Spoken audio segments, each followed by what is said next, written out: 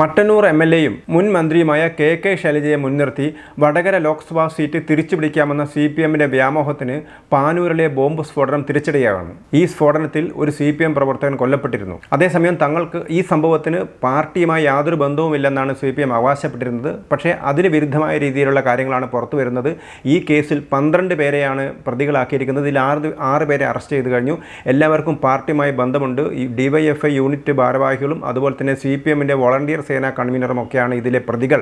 മറ്റൊരു കാര്യം, TP ചന്ദ്രശേഖരൻ വധക്കേസിലെ പ്രതി ജയിലിൽ കഴിയുന്ന ജ്യോതി ബാബുവിൻ്റെ അടുത്ത സുഹൃത്താണ് കുന്നോത്തുപറമ്പിലെ മറ്റൊരു ഈ കേസിലെ പ്രതിയായ CPM പ്രവർത്തകൻ എന്നുള്ള കാര്യവും പുറത്തു വരുന്നുണ്ട്. ഇതോടുകൂടി രാഷ്ട്രീയ കൊലപാതകം വീണ്ടും വടകരയിലെ തെരഞ്ഞെടുപ്പിൽ ചർച്ചാ വിഷയമാവുകയാണ്. 1977 ശേഷം CPM വടകരയിൽ അടിവെച്ച് മുന്നേറിക്കൊണ്ടിരിക്കുന്ന സമയത്താണ് TP ചന്ദ്രശേഖരൻ പാർട്ടിയിൽ പോകുന്നതും തുടർന്ന് അദ്ദേഹത്തെ കൊലപ്പെടുത്തുന്നതും.